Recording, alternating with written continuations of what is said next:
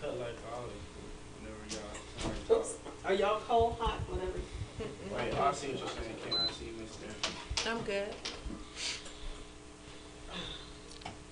Okay, we live. Just turn it down. You can turn it on.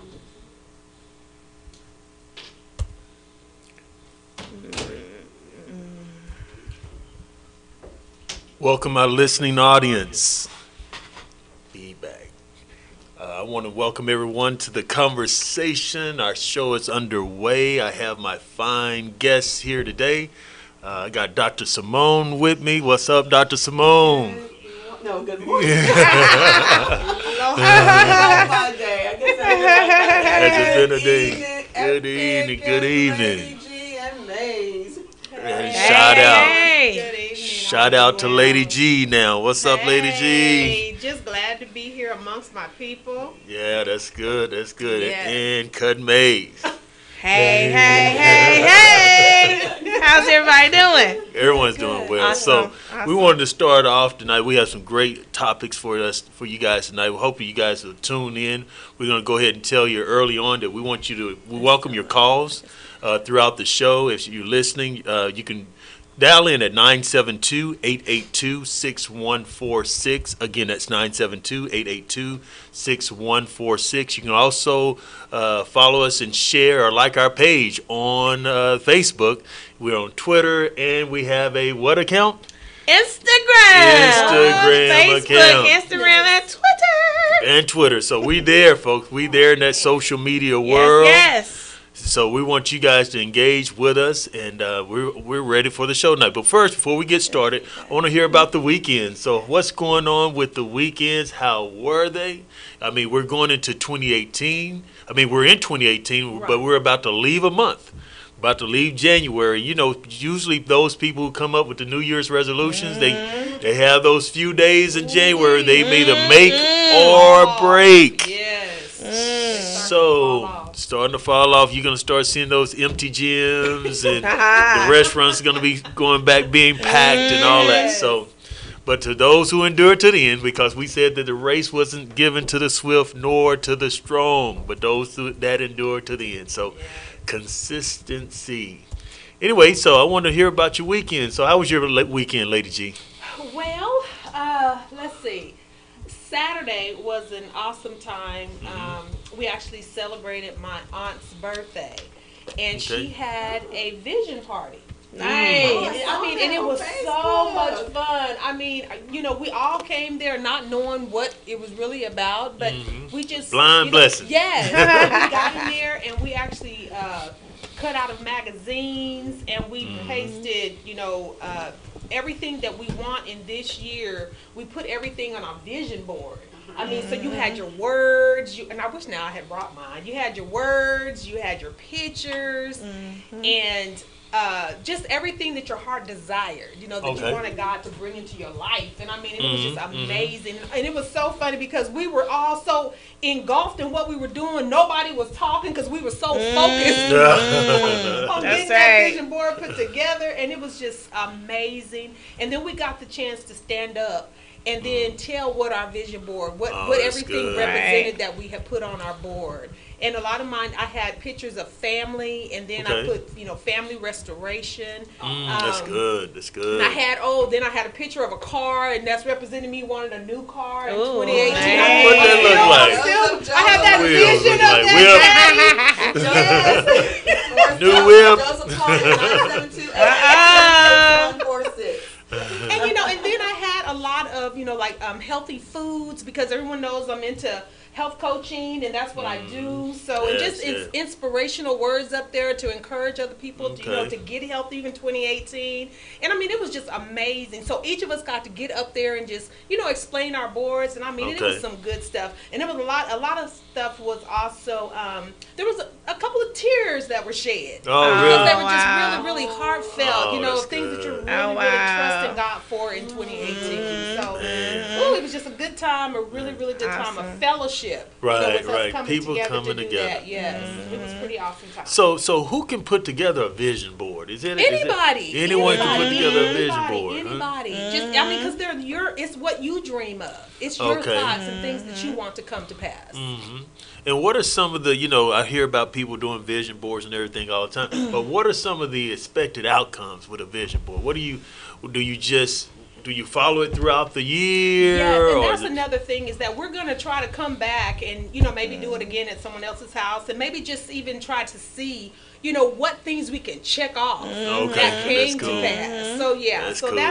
that's the excitement of it. And, when you see that visual, like even today before I came to work this morning, I went by it and I just looked at it. Yeah. Right. And you reminder. just got to keep it. Yeah, keep it someplace where you can just look at it and just stay connected to it because it's a pretty neat thing. It's cool because when we did ours throughout the year and coming in 2018, one of the biggest things was we wanted to make sure that on the vision board that it was clear, that the vision was clear. Yes. And that, vision boards are always better than bucket lists. Yeah. Oh, There right. are. Bucket list is kind of, okay, I want to do this. I want to do right. Small period of time, Right. but if you do that annually on a vision Right. board, you'll be living life. Right. Oh, You don't have to worry about that bucket list because you've Yes. done it early on in your life. yes. Oh my goodness. So it's exciting. Good. So, Exciting. all right, cause man, I know you was on the grind. I seen you She always everywhere. 100, 0 to 100. No. I said, man, 0 to 100. She was on there. So tell me what happened. I mean, what's been going on with you? I decided summer 2017 that I was going to actually work on a few things.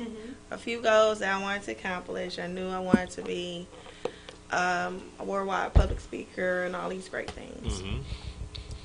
And I worked on it. And eventually, December, I decided I'm just going to jump forward and do it. Start working on it. Website. Doing events. Okay. Training courses for public relation officer for Toastmasters. Okay. And then I said, okay, let's go ahead and step on out and do that goal setting with a dream board party. And I did it. I set out to do it. Got some materials together. Right. And it worked out well. Had people showing up. We had a good time. They ate. We had fun. And then Monday came around. Had to be here. Right. Had a good time. Then the next day, I had to do the public relation course for District 50 Toastmasters. Not realizing I had to do that back to back. Back to back. And boy, I said, wait a minute. What the grind and look I like. remembered the Tuesday course, but it just had dawned on me. I'm like, what? And I tell you, it's been a phenomenal journey, short journey of just doing this. I've been preparing for a while. And it was really interesting because I'm getting ready to do my first keynote speech next month. Oh, I was elated to hear that news, man. That was good. And as I was at home yesterday, and I was just standing, I was just kind of speaking and, kind of rehearsing, not all the way through, but just saying it. And when I really thought about it, I said, man, I have always been in my gift and my purpose the whole time and didn't realize it. Wow. Public speaking started when I decided to be an entrepreneur for Mary Kay. I didn't know that. I was doing sales. Oh, yeah. See, I didn't even know that. Closing calls. I mean, closing sales and stuff. Right. Cold calling, warm market. I didn't even realize that. Then I just kept saying it, and I said health and wellness. I was like, man, leadership. And everything just started coming to me. I said, wow, I had been doing this the whole time. It Didn't even know. Preparing me. God leaves no experience unused, doesn't it? I said, All along wow. And then y'all don't know this, but I entered a American Model search during the time I was doing Mary Kay, and I was substituting. And I actually won the contest. Well, it's 3 rounds that you win, and then you get a modeling and acting contract. But that really just gave me an epiphany, because when I needed to do an act, whether it's dancing, singing, something, I wasn't going to do anything but some poetry, and it everything. I prayed, I meditated 4 days before, and I won. I got my acting modeling contract. And that's when I decided, okay, I have to get better at public speaking because I was so scared, y'all. You talking about being at the Parks Mall. Not you. But if you come to the keynote and hear me speak, you'll actually hear just the whole And you got to do this, what, for 30 minutes, right? Just for 30 minutes on Okay. February 11th. I'll post it. But seriously, just it's not even really the speech. Actually it's a Sunday. And it's not even, I'm going to invite you y'all. It's not even really the fear of public speaking, but it's so much of what you think about yourself, what others think about you, and you stumbling or messing up. That's what it really is. Not so much of the speaking part, but an internal thing. Okay. But I'm gonna leave y'all right there. Okay. But it was a wonderful weekend. Birthday parties, games. And the best is yet to come. Just so much. I don't want to take up too much time. So. Well, that sounds amazing. Good. That's packed. That's condensed. That's what it is. Yeah. All right, Dr. Simone, what's going on with you? How's your weekend? Well, you know what? Maze had a packed weekend. I know. Look who she get. Hey, she get it from Dr. Simone. I know she get it from you. Back to back, gosh. I had, these are some exceptional women that we have here, and I'm not to negate the guys. No. Guys, but this is the year of the woman. And that's true. That's true. And I can say that indeed. It was an absolutely awesome weekend. I got to sleep late one day. Oh nice. My God, it felt so good. Yes. Wow. I said I owe it to myself not to get out this bed. And that's what I did. Actually, Sunday, I had a chance to go to a movie premiere by Cynthia Reed Wills. Okay. It's about her life stories. It was called Content of Character. Yeah, I heard people see that. Actually, it was a movie premiere, and it was absolutely awesome. It was a formal gathering. People were out there. I thought I was at the Academy Awards. I saw it. Wow. Yeah. It was awesome. And I took my daughter. Yeah, I saw that. And the amazing thing about it, Cynthia Reed, they used, Cynthia Reed Wills, they used actors from around the Metroplex. Local really? Okay. Interesting. Very good. Wow. And so while we were sitting in the movie, my daughter's like, okay, my mother drugged me to this, she knows it'll be nice. And we're sitting there watching, and then one of her former classmates shows up on screen. What? Wow. For a dime. Oh, wow. And so she's sitting there, and he was playing a love interest of this young girl in the film. She's like, whoa. Oh, my gosh. It was really, really, really nice. His name is BJ. Nice. Byron and Yolanda Hansfar's son. It was really, really nice. BJ did a great job along with the other actors and actresses, and I commend Miss Reed.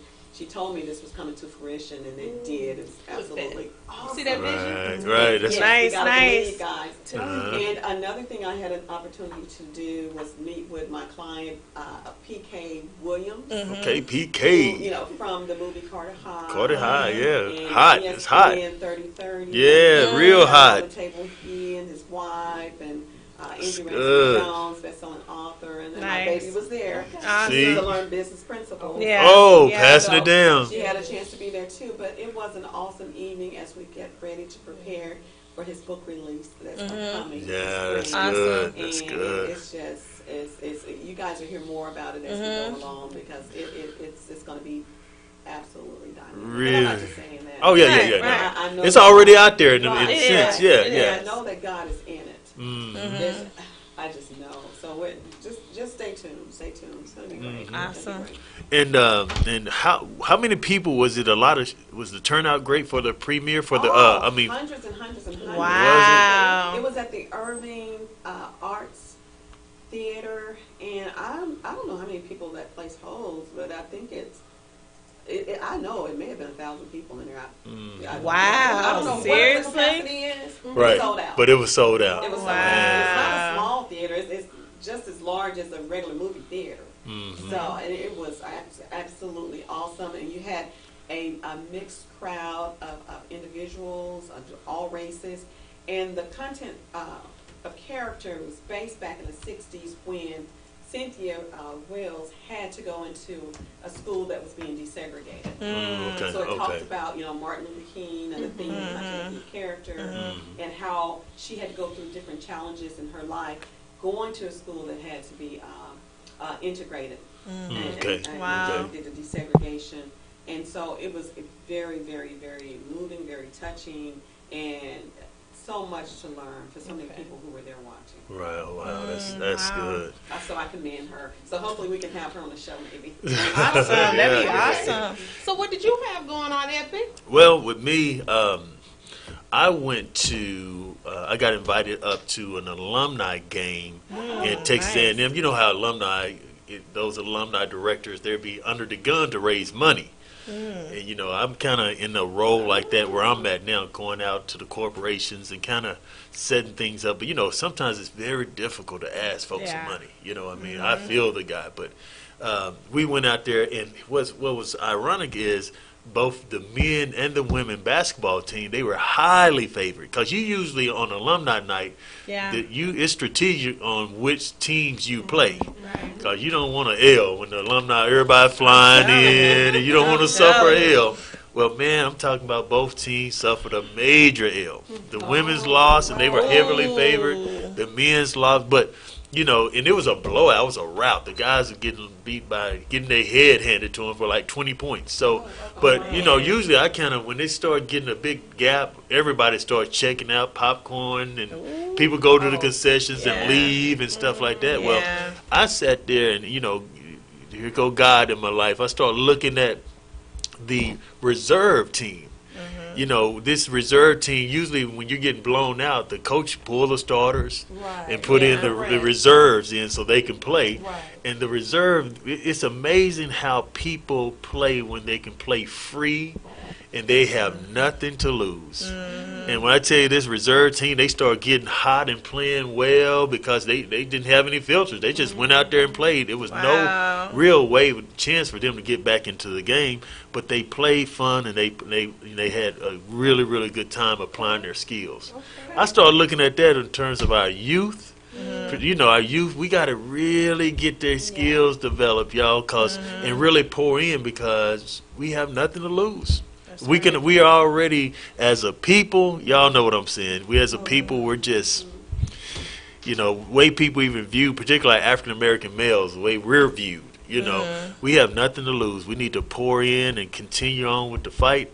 And so that's kind of what I got out of that. I went there. We met with the athletic director, met with the president of the university. They showed us around, and they asked us for money. Just like I was like, that's how that worked. The church and education, they will knock on your door and ask you for money like it's nothing. But it was a good time, and we had a good time. It was at Texas A&M Commerce. That's where we went there. So it was a good time. So prosperous, they figure they get some money. Well, that's what they said. They said, hey, but I told them, hey, I'll slide you this right here, and that's about it. That's about it. But I wanted to start off tonight, conversation-wise, speaking of how we got to do better. I went to, this summer, I'm going to tie it in. I posted something on my Facebook page. This summer, I went and attended a soccer game. Now, I'm on the soccer fields. You got several fields, and you got benches there. And so I noticed our parents, man, have y'all ever attended a Little League soccer game? The parents was there, and I tell you, we had to end up breaking up fights, and they cussing at other kids, screaming at other kids. And I'm like, at the refs, at the coaches, inciting violence. I'm like, oh, we got to do better, y'all. And so what happened was, I'm thinking, even at school, you take that and you put that energy, that negative energy, into a 10 by 10 room, and you got a parent conference, and sometimes the parents come in off the chain at school. So with that, what do you see in terms of the youth and the parents? Are parenting the way it was back when we grew up? How's parenting nowadays? What is it looking like, y'all? Is there any parenting at all? Just saying. Maybe a few. Are we holding the kids accountable? Are we modeling the right way? What's going on? It's not like what it used to be for me. I mean, I'm saying this because we have two mothers here who raise outstanding children and respectable young ladies. So, or is it just grace of God that, hey, my child decided to make good decisions? Because it's a little bit of both. Yeah. Sometimes it's the child. I think it's a little bit of both. I think it's because you don't want to be a person who says, my child won't do this, or my child won't do that. Because sometimes when you're not around, you don't know what your child will do. All the years I've been in education, I've seen that happen where parents were just shocked at some of the things that their children have done. Right. But I think it's twofold, just like you said, Epic. I think it's twofold in that some things you teach your children when they're young, and they know what they're supposed to do. Like the Bible talks about, train a child in the way that they should what? Go. And so when they get older, they will not depart. And so I think a lot of it's on what we do as parents and how we rear our children. You're the right. other part is left on them because they have a conscience of their own. And I think I go back to the Bible and what it says and how we respect our kids, they respect us. If not, have to shock the conscience. She said shock the conscience. But anyway, I'm just joking, but I'm serious. So I think it takes She said, but I'm serious. It takes all of those things, and not just what we do as parents. Right. Sometimes there are other influences, peer pressure. Okay. Right. Or not just peer pressure, peers. Because you can't always say that somebody else is pressuring your child. Your child's friends with other kids. They decide to do things together. Not just peer pressure or peers, also societal issues. And one thing we're talking about tonight about social media, be it albeit positive or negative, that has an impact and shapes our children. It really does. So anybody else want to kick that around? Yeah, that's. As far as the things that I've saw as my daughter was coming up, it was a lot of bullying. Right. I'm actually having to experience that with my granddaughter as well. Wow. So it's a lot that parents aren't taking responsibility, I guess, for things that are going on with their kids. I know for myself, my daughter being in high school and and if there was trouble, it was hard for me. It was very, very hard for me. And I'm just so thankful now that I have my father who was there to help me, in those cases like that. But, now that I have this grown daughter, and we talk about, a lot of things that she went through in school and a lot of things I wasn't aware of because I thought she was strong-willed, strong-minded. She's not a follower. Right. Not a follower by any means. Sharika, she walks to the beat of her own drum. And I guess I thought that she could handle whatever came to her. But, she truly just shared with me that it wasn't always easy. She doesn't know, why, people would bully her, but she could always stand up and, and fight for herself, like she needed to do at times. But it's a lot that goes on, and I guess now I'm seeing where as a parent, I never went to the school and acted a fool, but I heard of parents that did. Oh yeah, they there. Showed out, and your kids witnessed that, and where is the respect for the teachers, for the counselors, for the principals that are at that school, and not getting the backing from their parents, because those kids are off the chain when they're not gone. Wow. They are off the chain and doing things that we never even imagined. And back in the day, we would get in trouble a lot of times because I was never one that would cut school and do stuff like that. I was always in school, even though I wasn't crazy about school at the time. But I did what I had to do.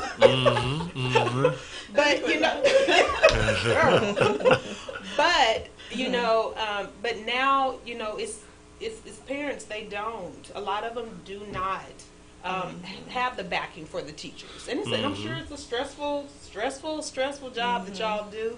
Don't know if I could do it, because I at one time was going to try to be a sub, and I was just like, no, I better that's not. not for me. Yeah, I don't need to be in jail or putting on my hands on somebody else's kids. Yeah, exactly. You know, because they'll jump on you if given the opportunity. Oh, they will test you. Yes, they will. Like Darius says, too much unnecessary distractions. Exactly. He talks about, and you're correct on that, Darius. And as an educator, I know I can speak, Epic can speak, and I know that Cousin Mays can talk about this too. We've seen things over the years. There are a lot of great kids in the schools. It really is. But I'm in an environment now that I've only suspended about 6 kids in 6 years. That's not normal. Okay? Right, That's right. not the norm. Right. But I've been in situations where you had a certain population of students. Let's say if you have a class of 1,000 students, and out of 1,000 there could be 40 students in that school that could cause so much havoc that it makes it seem like everyone else is just out of control, but it's not necessarily true. Right. Because it only takes 2 people to act a fool. It only takes 2 people to have Right. a fight. Right. And it looks like everything's in total disarray. So I don't like it when people say our children are going to pot, because they're not. Right, that's A lot right. of them grow up, they mature. The maturity of judgment becomes better when they get older. You know, the frontal part of the brain is not fully developed. Right, right. Right. And they have to grow and mature into the people that they're going to be. Right. But what I find is so many people are so impatient Right. with students or with children. Right. And folks are not treating children like they would treat their own. And then the flip side, children lash out and they get angry. Right. And then there are situations where I've seen students who are just outright disrespectful. Ooh, yes, they are. I don't experience it like now, but over the years I've seen it, and you go, Lord have mercy, what's going on? Right. But most times it's something that's deep rooted in the child that they're dealing with. And 9 times out of 10, I promise you, it's something that they're dealing with at home. It is. Right. Something with a Right. parent. They have been abused, if not just physically, mentally. It happens. So. You know, I was listening to Dr. Simone. It's like, on the flip side of that, as a parent, some people will be so shocked, kind of like she indicated earlier. But you got to remember where you were as a youth. You know, so you can't be so shocked. You got to think, keeping the archives of your child. Right. So we're really honest. You know, some of the stuff that now. There is a swing in society where, you know, these kids right now, they'll be blatantly disrespectful. You know, like they'll be cussing and all in front of the, like you just nothing. You know, and the way they approach you and everything. I remember a young lady just come down. I'm a pretty big man, you know, would y'all agree? Yeah. And she just come right up to me just talking real loose. Usually you would have a level of, I don't know what you want to call it, but it's a respect element in there, even of just being a different gender. And this is a older guy, but they come right up and just either just real talkative and friendly. I'm like, wait a minute, you know. So you just gotta watch this generation, because they just hadn't been taught. Yeah. Yeah. You know what? I want to That's add true. something too. And in case you want to say something, Maze, I don't want to cut you out. Did you want to No, make a go comment? ahead. I think about too, when I look at students, I've seen the gender thing play an issue, because I remember being a principal of a high school, which I still am, but where we had some students who took it out of order, and the young men would respond better to myself and my female team of administrators than the young women. Right. And the young men would bump heads with the male staff. You're sure right. You're so right, Dr. Simone. Officers. But they would look at us as though we were their mothers, and they had respect for us. If we told them 9 times out of 10, about 95% of the time, if I'm talking to a young man or one of my female administrators were talking to young men, they would just stop what they're doing. Right. I've seen that. Keep going. When it came to us, and it's vice versa. It is. Why is that? So why is that? What do y'all think that is? But that is true. She calling that spot on, y'all. Spot on. I wonder why is that? Why is that? Any callers y'all want to call in and kind of throw a punch at that because call us in at 972-882-6146. That was a great point Dr. Simone put it there. You know, so why is it that sometimes there's this even tension between adult men and even their young males, you know, or adult women and young females? So why is that their tension? Why is the response greater with the opposite sex? You know, why is it greater that way? So that's a good question to ask and throw out there. Well, we have something from Darius Matthews. We're going to come back to your question, Epic, if that's okay. But Darius just posted something I think is a great point. Darius Matthews wrote, unfortunately, due to social media, now those two mentally distracted, undeveloped people can be child and parent.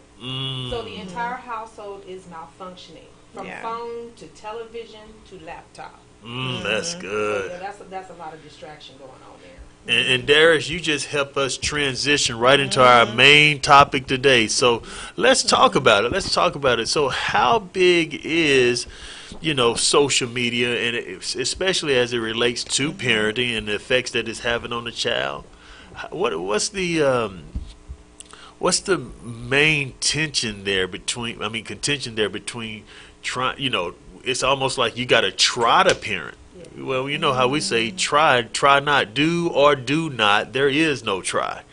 But when you got a room full of distractions, you know, so we want to talk about the impact of social media, the uses of social media, the relationship impact. So let's talk about that right now. I have a great point. I was talking to one of my cohorts today. He happens to be the principal. He was the youngest principal in our district. And he happens to have the #1 school in the nation. Okay. We were sitting across the table today talking about this. I told him this was one of the topics we had for the show tonight. Okay.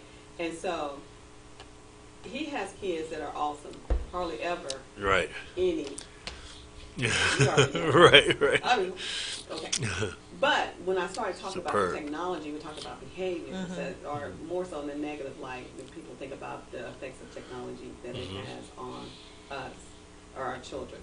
He said, this is his quote, he texted this to me at work today, and I said I would read it. I don't know if he's listening. Mr. Mackey called in, okay? All right. And he said that technology doesn't change core values.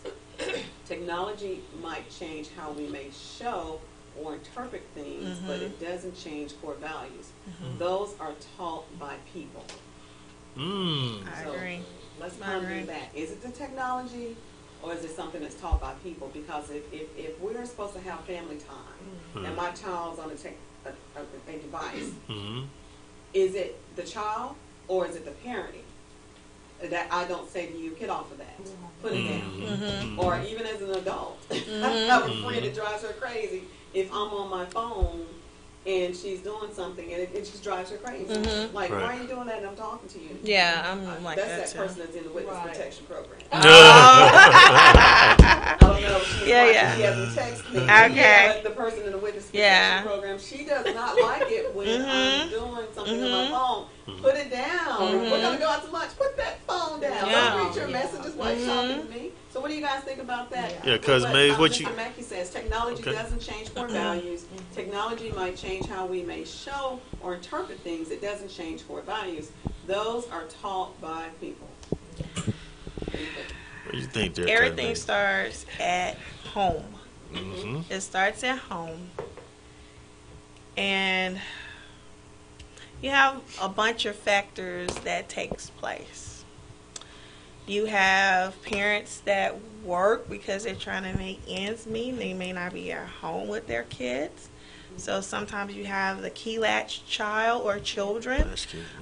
You may have, you know, a number of children, different age range. You may have the oldest one watching the other ones or going, you know, taking the bus to go get the other kids.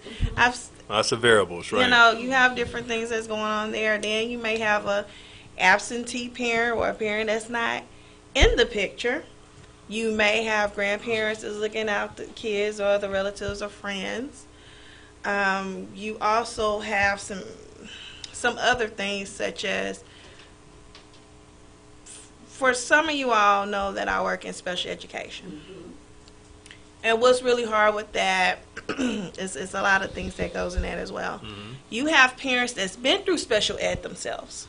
Right. And so their level of understanding and education may not be as, high.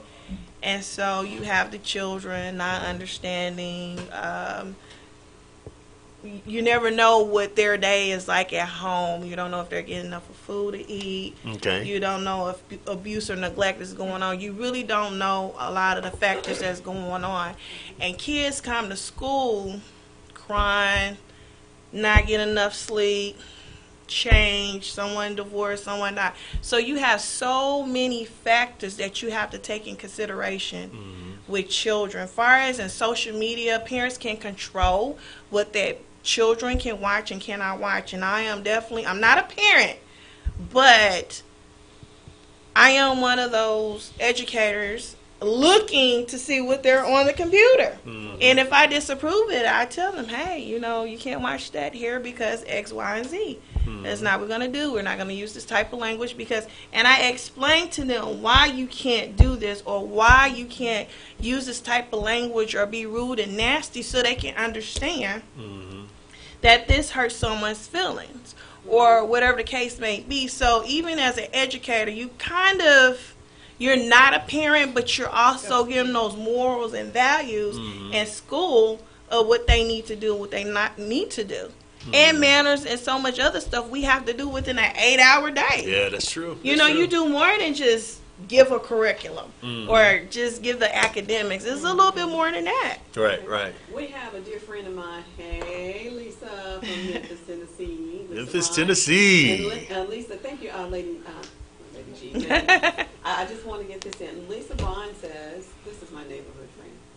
We grew up together doing all kinds of stuff, foolishness, okay? Yeah, don't tell our secrets, okay? Here we go. She says that children are just so angry nowadays. Stems from unresolved issues in the family or the home. Social media encourages negative resolve of those issues. Good point. Just look at all of the violence on social media. Not many people going live to show people working out conflict peacefully. Yeah. You hit it on the nail, Lisa.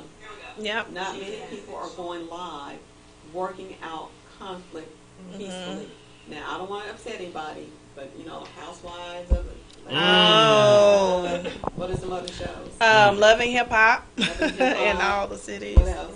Where you see dysfunctionality. Dysfunctionality, yeah. Highly promoted. Okay, all the TVs. Yes, you own something now, Dr. Simone. Dysfunctionalism puts the fun or the funk in something. So what else puts the fun or the funk? Yeah. She owned it tonight. She owned it Politics, tonight. Everything. Politics, everything. Yeah. So what, Maze, if you think about something, what have you seen on social media that's put the fun or funk in something that's dysfunctionality?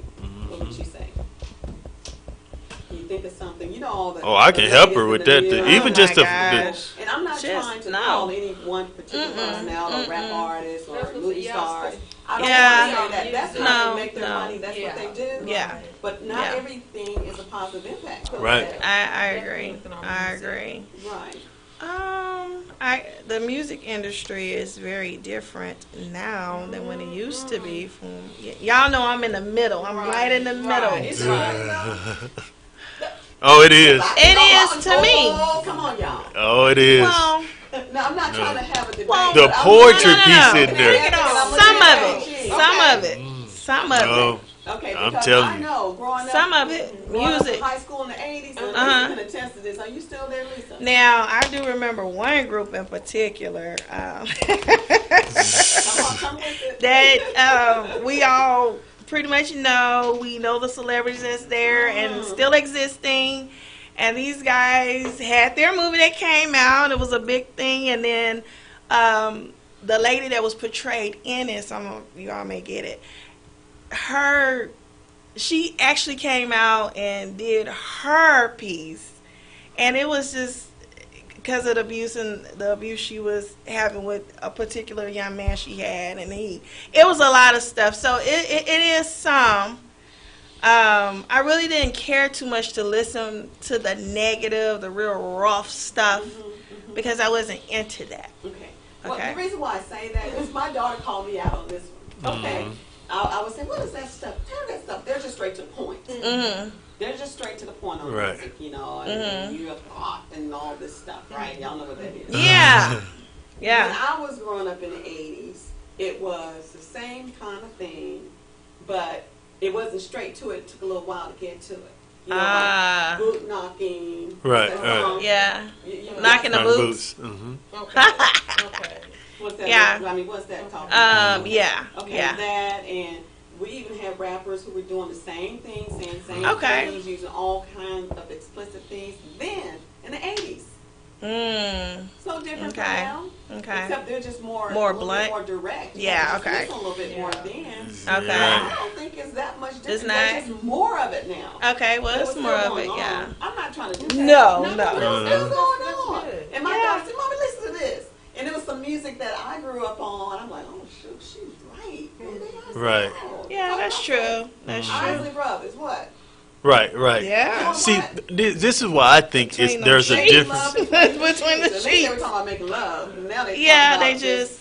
Yeah. I think Yeah. that That's true, the too. media kind of pushed. You know how things get desensitized, right? So, Yeah. you know, back then they were kind of subliminal, and sometimes, like she said, they tied in art to get away with the message, true, and they would yeah. take it up a little bit, but that wasn't the core of the thing. That's true. Here nowadays, man, it's like, man, if you don't have, you know, the killing, the cussing, the abuse, the sex, if you don't have all those things, there's almost like a checklist. You got to have that to get your That's true. ratings. So it's condensed now, and you got to be in and out. So now it's like, you know, you got all these artists, and then the talent pool has dropped. Yeah. That's another thing on Yeah. the music. Yeah. So I mean, I people agree. are really not into the poetry side of it like they should be. Instead of just, you know, producing beats and coming up with, you know, being an original when it's turned to be as an artist, being original. So when I want to go back to him saying about the core, about technology, you know, we got two ladies in here who are in, you know, they specialize in nutrition. And so I bet in their industry, they would say that, you know, you got your regular food. I was looking at smoothies the other day, and I said, okay, with these smoothies, I'm thinking I'm doing a good thing by going in, grabbing all this fruit, and I'm creating smoothies, thinking I'm eating well, but look all the sugar I got, right? Well, then I'm thinking I'm doing well, but there's some artificial stuff out there too. That's really bad. So that's the same thing with this social media. You know, we already have our struggles as is, right? But then social media and sometimes with technology, it messes with our core by offering us artificial distractions. Yeah. You know, all these artificial distractions, it's like, man, Yeah. it's hard to tell a young man, a young lady to, you know, who is receiving this type of stimulus to sit down at the table. And, you know, they're accustomed to, okay, yeah, I'm listening to you. And they're giving you that nod. But it has went from a want to a need. Yeah. Yeah. This is a need in their book. You know, like you got a young teacher, she's got a 60-mile commute. She's 30 minutes in between there. She realizes that she passed herself that she done left her cell phone. What does she do? She turns back around to go get that phone. A more seasoned person, thinking about the generation, they'll come on in and miss that phone for one day. Yeah. You know, Yeah. but instead of having the kids sitting in the hallways, having a sub coming in, all that inconvenience because they have classified this as a need. Yeah. So the core, it does impact our core once our needs shift. You know, our needs have shifted it from wants to needs now. And perception, remember I told you before, like perception is worse than deception. Yeah. So if you have perceived this as being a need, no one can tell you anything different. Right. You know, you can have that crazy mom and dad say, hey, don't come to this table, but with the phone on in terms of parenting, but at the same time, they're still going to be distracted. Yeah. That's true. So we talked about social media in a negative light, the Okay. negative effects Mm-hmm. of it. Okay. What are some of the positive things that we can say about social media? Yes, for myself, one of the biggest things is I was over in Kuwait when Facebook really kicked off, and for me, I found it as a wonderful way to reconnect with family. Yes, it is. With loved ones, with friends that I haven't seen since high school. And now I really use it for my business. That's really how I stay connected to my business. And I've often wondered, oh my goodness, what would I be doing if it wasn't for social media, as far as my business is concerned, because that's how I really reach people. That's and good. have them to connect with me is through social media, which for me is positive. A lot of things that I see on there, it's, I think the airing out of dirty laundry and stuff like that on social media, that's not good. Everybody needs to know right. what's going on. You're so right. Yeah, it's really all right. So Nobody really want to know all that, but for me, it can be a positive thing. But it depends on the individual. Right. It really does. I'm glad you said that about the business piece, because you know what's happening now? As we go through this trend of technology, I have an email account. Believe it or not, it has 1991 in the email address. That's the year that I got that email account. That's when we had the internet was the information information highway with Al Gore, and it was. And the text would come. It was like the AOL back in like 1988, and the website was like, woo! Yeah. And we could read web-based text. Then we started putting pictures. Then we started getting videos. Right. We have evolved to where we are today. And they will tell you, you're talking about your business, that we are using our business to market things. Lisa, I'm putting a plug in. Lisa Bryan on here, guys. You got some things you want to buy. Go to her page, and you'll see some things that she has. But we are using technology now. You don't really even need a website anymore. To be honest with you, websites for businesses are almost becoming obsolete. Yeah. People are just using technology to attract people. Right. Now, people may go to it just to get a little bit more information. Correct. But people don't probably even go to websites like they do now. They see things on social media. That's it. Yep. So, And for e-business cards. right, all of that. And it's like if you don't have it on the business side, you cannot compete. Yeah. I mean, because traditional marketing, of course, is out the door. And because that one-way message, you got to be able to have a two-way communications here where people can engage and you can engage them. Exactly. And so we talked about the business side. Of course, you got other effects like LinkedIn. LinkedIn is something that you can develop yourself both professionally and personally. Yeah. But on the personal side, you got all these dating sites. Yeah. So you may have LinkedIn on the business side. You want to promote your image, your brand, have a digital presence. But on the other side, you got your personal side, like, what did we say the other day? Like plenty of fish, black people meet, Black Christian, delightful. Delightful. Okay. So they got different segments. Wait a minute. These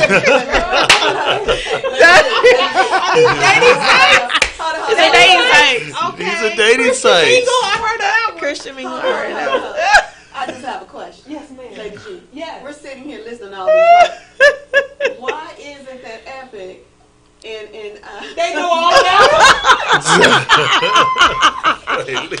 See how they throw us out there. Which said plenty of fees. What else you say? We're talking about social media. Oh my goodness. That's social media. What else did you say? So, something. She said delight. Delight. He said Delight. something I ain't never heard that. Yeah, I had never heard of that one. I think it's delight or delightful. I'm gonna look that one up. Oh my But we talk about that, and 30%, was it 33% now? Of people are meeting online. Meeting some people, they interviewed them, say, hey, we met and started online, and look at all the scary stuff with that. So that's a both a positive and a negative, But if we start talking about the impact of social media, that's an impact. Yeah, but I don't know if all of it is scary though, because now that I just remembered, I do have a friend that met someone on social media and things were going really good. Right. I guess okay, whatever works. Right. If it works. But it's a If shame. it works, yeah. What's the shame? Whatever happened to, like you said, social media. Yeah. That's how you Human have to link up. connection. Human Yeah. connection, Human one-on-one. contact, connection, Meeting yeah. somebody and seeing them and being like, hey, Right. yeah, Well, it definitely expedites that whole right, Yeah. thing. exactly, yeah. I had a few co-workers that actually got married to Right. the person they met. I've This heard one that. young lady, yeah. maybe I want to say around Thanksgiving, she got married to a guy she met a year ago. Okay. Wow. I think it was, not sure what it was. Can't remember the Wow. eHarmony. Okay, so, eHarmony. Oh, yeah, okay. I've seen that on TV. Yeah. So I So- guess If it say eHarmony works, does it work Epic and Maze? I don't know. I mean, I'm all I for ain't traditional. been there. What about approaching somebody at the library? You see someone yeah. on aisle 4 where the Right. bread is. This Going a traditional Like you said, what's approach. wrong Well, with this is that? the thing. You know, at Where the bread is. on aisle 4, yeah. On the radio, I heard on K104 they were talking about this. They said the best place to meet someone in the supermarket, if you're a woman, if you want to meet a guy, is to go where the prepared meals are, because guys who can't Interesting. they go to that section. Oh, wow. Not the bread. Okay, not the Prepared bread. meals. Oh, I wow. guess I'll head that way. Okay. Next time I go to, well, and then they said, let me tell you what else they said. Uh-huh. They talked about some top places to meet men, and this is one place I do go. Okay. Getting off subject, but who cares? Anybody we're talking about social media. It is the golf course, the range. Ah. That's true. That's true. That's beyond I heard social media that, as well. yeah. We need And you people talk about getting out. different economic Right. bracket Yeah, as well. You do. True. You know, Yeah. because True. Right. golf Yeah. golf really attracts a different type of Type of- personnel. It Yeah. does. Out of It social really- media, yeah. going out and getting some Yeah. some Mm. fresh air and some.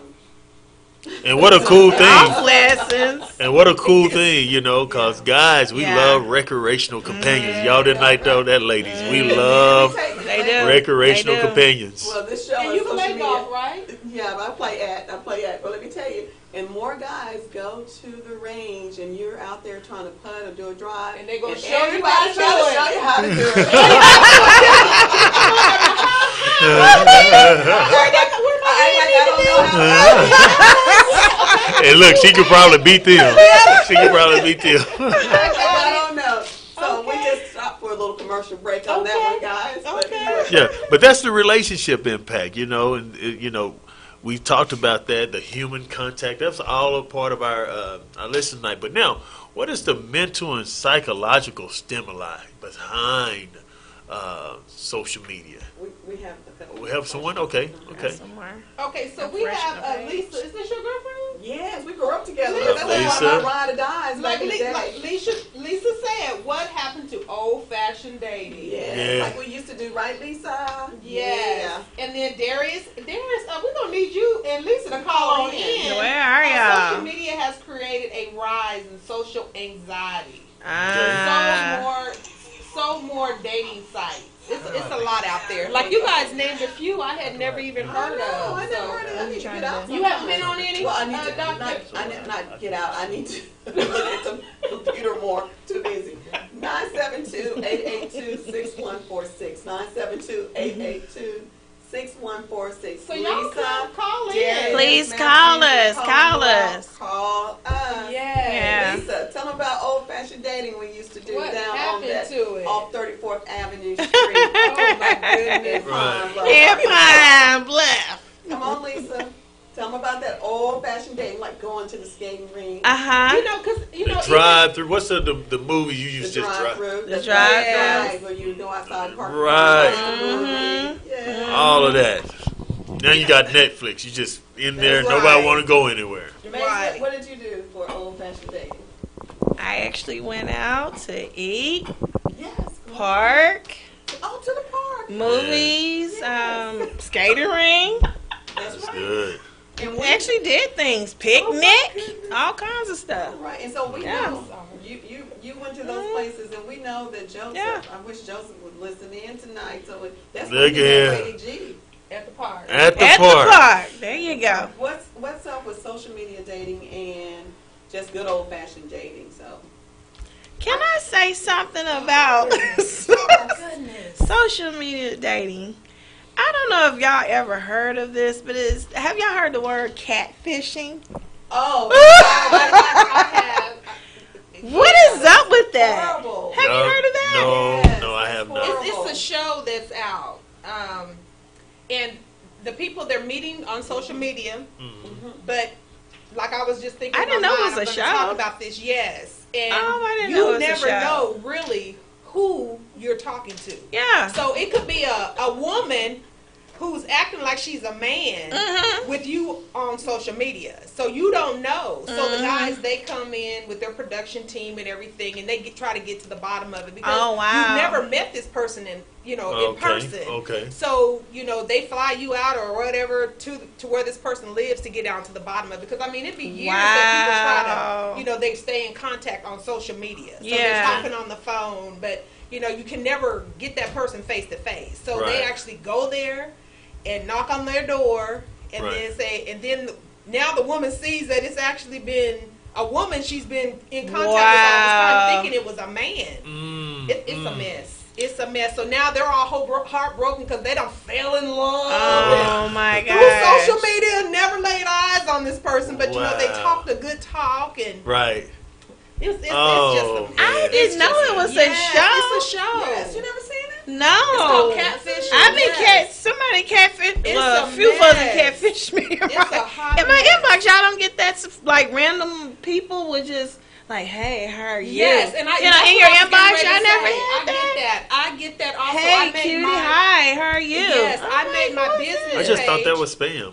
I actually made that on Messenger. On Messenger, I made inbox or something. I was just like, that's the catfishing I was talking about. I didn't even know it was a show. That's why I said that's horrible. I didn't even know it was a show. And look at oh my gosh out there that have been. I didn't know inboxing me, I look to see if they have a need as far as health is concerned. That's and I look on there and they from Africa and they skinny and I'm like, delete. Nobody's responding to that. They may need some nutrition. No, they don't. They good. They don't want a healthy Listen, nutritional not about balance. business. We don't have anything else to talk about. Claudia, you are beautiful. Delete. You are Mrs. Claudia. I am, but they trying to do other things, and I got time for that. Oh my gosh! Right. I think it's odd. That's really odd. Yeah. So here's the thing. As a man, let me ask you guys this. Because this actually happened to me. So that was crazy. I hear people say, especially the ladies. So y'all help me on this. They'll ask guys, wait a minute, let's talk about this dating thing because I'm just letting you know I don't date multiple people at the same time, But when you really look at it, when you're on social media and you're clicking through and you're talking to this person, and they're even if you hadn't necessarily met yet, but you got a category of people and you're giving your time to and you're getting to know, aren't you dating them at the same time? Well, if you look at the younger generation, especially the high school generation, what they'll do is they say that they are dating or they are going out. So going out where? They're going back and forth on Snapchat, going back and forth on social media. Interesting. And they say they're going out. And I'm just like, what? Wow. And they're never going anywhere physically. Right. Interesting. Adults are doing the same thing. Yes. I know Today, kids do it. They call it going out. I didn't know adults did it. Right. I don't do that. When they're on so I guess on the social media sites where you're dating, you got people that you like, and you save and you fave. Right? And so as you fave those, all the others drop out. And here's your list of 5. And so you're starting to, talk to these different people, and that's what that looks like. Wow. So, how do you fave someone? What's fave? well, We don't know. it's you like really them, favor, it's really a segment. I mean, it's really like it's basically marketing segmentation where you're starting to say, well, I'm gonna definitely weed out non-smokers. You can sort. You can sort through. You can filter through on a dating set website. your filters. Yep. Children, no children, smoke, drink. Any website. Pretty much any dating website, height, weight, occupation. You can just filter through what you want. You check off what you want, and it'll give you a selection of the category you're looking for. That's what it does. Right, and so that's what I'm saying. I don't know if it's eHarmony or Match.com. I did Right. one years ago. It's been so long ago, but it's still the same. So that's what I'm saying. That automatically expedite things because on a traditional day, we just named it. You're not going to be at the gas station or the library on aisle 4 and then swing over there. What did Dr. Simone say? Go over there to where? The prepared meals. The prepared meals. All that's not going to happen on one day. And go to the golf course. All that stuff ain't finna happen. That would probably happen in 6 months. Yeah. You know, but you're talking about when you're on these sites, everything is expedited, and you're talking about something that can happen in 6 weeks. Yeah. And you can have 5 people different. Yeah. So that's what I'm saying. It's just like everything's so fast paced. So that is an effect of social media. Well, I think we're gonna get ready to take a break, guys. We're gonna come back. We're gonna talk some more. We want our listeners. You go run and do something, you come back and see us in 5 minutes. So we'll see you in a minute on the conversation. Right. All right.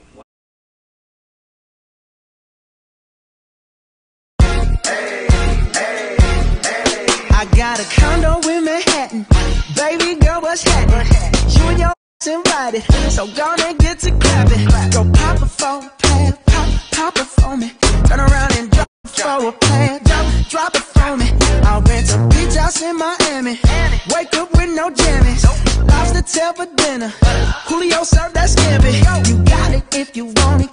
Got it if you want it. Said you got it if you want it. Take my wallet if you want it now. Jump in the Cadillac. Girl, let's put some miles on it. Anything you want, just to put a smile on it. You deserve it, baby. You deserve it all. And I'm gonna give it to you. Gold jewelry shining so bright. Strawberry champagne on us. Lucky for you, that's what I like. That's what I like. Lucky for you, that's what I like. That's what I like. By the fire at night. Silk sheets and diamonds, all white. Lucky for you, that's what I like. That's what I like. Lucky for you, that's what I like. That's what I like. I'm talking trips to Puerto Rico. Say the word and we go. You can be my flica.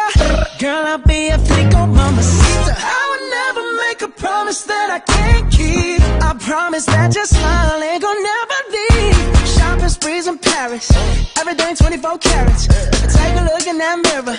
Now tell me who's the fairest. Is it you? Is it you? Is it me? Is it me? Say it's us. And I'll agree, baby. Jump in the Cadillac. Girl, let's put some miles on it.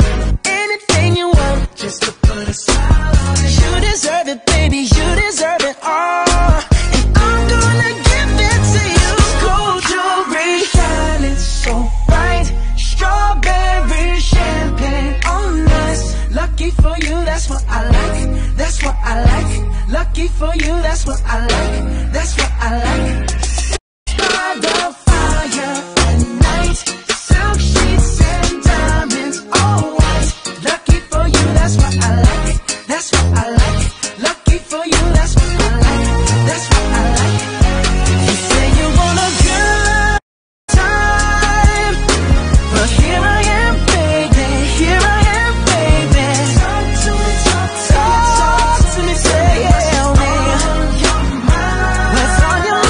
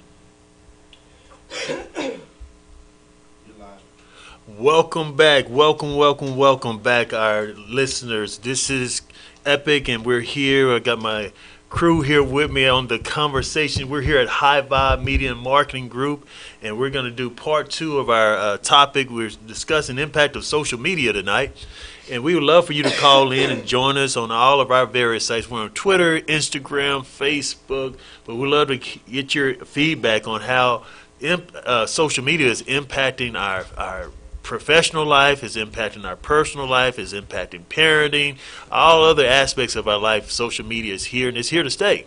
And so how do we adjust to these trends? And so give us a call at 972-882-6146. Again, that's 972-882-6146. We would love to hear from you. Okay, so as we were getting off air here for our break, we were discussing mental and psychological stimulus, some of the issues there we may have. Okay, well, we have a caller, but as the caller comes in, we discuss mental and psychological stimulus here. I want to just share real quick. I had saw on social media where this young 10-year-old little girl had gotten beat up, I guess, at school. And, oh, wow. She was so embarrassed because they had videotaped it and then put it on social media. And do you know that baby actually hung herself? Oh, I remember that. Now you talk about social media and the impacts mentally, you know, and just so uncalled for, so unnecessary. Yeah, very, very. All right, we have a caller here. This is Darius. Darius, where are you calling us from here? I'm sorry? Where are you calling us from, Darius? I'm calling from Arlington. Okay, Arlington. Okay. Oh. We thank you for calling in. We would love for you to hear your opinion on the impact of social media. Yes. So you covered a lot of points, especially between the children, the parents, and dating. And I'm going to try to keep it brief because you kind of went around the world. But granted, I'm 32, and 10 years ago, I'm still a child. And so you as my parent, you know, you have to show me that power and respect is more in control than this technology. That's first and foremost. But if you don't show me that, then you leave the door open for, as you said, the word artificial sort to show me what power and value is in social media. And what I'm seeing now is that we trust the media or social media or devices more than we trust ourselves. Yeah, you're right. So you're letting that in. This tech and devices is doing more than just helping, but it's thinking for you. So even if your device said it or them is not right, you trust the device and you trust Google more than you trust yourself. So you and your children won't be self-sufficient. You know, you're more so becoming social media dependent. So you said social media dependent then, right? Yes. When you start saying dependency, that's almost like what we use for addictions, right? Yes. That is my just of it. And so what is the resolve there? I mean, I know we've identified there. What are some of the suggestions you have to, you know, for a remedy or some type of resolution? Well, the elders have more influence always. And the media is trying to persuade us, the children, that you as the adult, especially in the black community, that the youth has more influence than you. But they don't. You as the elder have more power. You have more experience. And so you have to prove to us, and not even just prove, just keep showing, hey, home is where the power is, not the media. Right. And you have to show you that, hey, you're going to become weaker and weaker the more you depend on that. There used to be a point in time where I can get from one side of town without Google. Now I can't get up the block because these muscles I used to use have not been exercised, so you have to go and take control. And just like now in the conversation, this panel, it has to grow, it has to be supported to show them that, hey, us as the elders have the more influence more than the media. And I just heard elders say, he said this, he said, if you don't watch it, in 20 years, your children will be saying, they used to say we used to be African. You used to say what again there, Derek? Say that again. I'm sorry? Could you repeat that last thing you just said? Yes. There was an African elder I heard recently on the panel, and he said if you are not careful, when you are not teaching your children their heritage, their strengths, you're going to lose them, and they're going to say, 20 years from now, we used to be Africans. Okay, We speak more Spanish and more French, more of any other language than our own. So you will not be exercising your own home values more than you're exercising social media values. Yeah, no, that's really good. That's a really eye-opening perspective there. Well, thank you for sharing there, Darius. Thank you for calling in. And stay with us. And this is not just one call. You can always call back in tonight even. So we appreciate you giving your input. Thank you. Thank you. Wow. Oh, that's really important that he said that, because when you looked at some of our diseasement, we always talk about the diseases of our community, it's almost like it's a flipped household. Back in the day, we used to have, like, if we ordered the importance, it was, God and church, and then it was the family, and it was the, and we would have, like, media kind of way down here.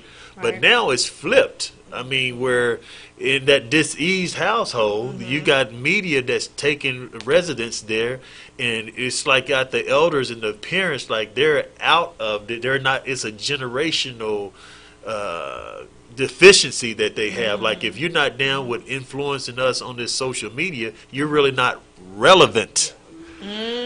So that's that dis-ease. And so we got to start, like Darius is saying, is kind of redefining what is relevant in a healthy community. Because, everything is thrives, but you can thrive in diseasement. Like Dr. Simone said, the funk and the dysfunctional. Yeah. So, Yeah. Or the fun. all the fun. Yeah, But no, the he fun. hit it spot on. So if we continue on, what it'll look like is that, the media and all of its influences, which it's already taken a hit on us. That's why I said we have nothing to lose to go back in and try to regain the mental, psychological, emotional, and spiritual development of our youth. Because we're already behind 20 points. So let's go in there shooting, go both guns blazing, and try to influence and take back what the enemy has stolen.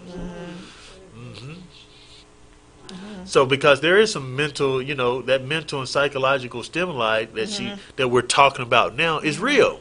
Yeah. The addictive patterns are real. And I mean, it's starting with young kids. I mean, absolutely. 6 and 7 year olds, they feel like they need a phone. Need. That's my it. God. They need a phone. And I'm talking about my grandkids. That's Right. Oh, my children too. But I'm glad you mentioned that, because I'm not understanding why first graders and third and fourth graders come to school with a phone. Now, don't get me wrong. I do understand that if emergency or something happens at school, you want them to have it. But again, it also can be a distraction if the teacher don't address it in class. So it's kind of one of those things. Miss Mays, you on Facebook? Miss Mays, you on Snapchat? And I'm looking at them like, what do you know about Facebook and Snapchat? Oh, I be on there. You got a page? Yeah, I got a page. I'm going to look you up. No, you don't. Don't look up for me. No, you don't. See, Dr. Simone and I realized that it's so intertwined into the culture that, if a teacher or instructor was to ask someone for their phone, let me take your phone up. Oh, it's on. It's on. Y'all bet it is. I can only imagine. It is on.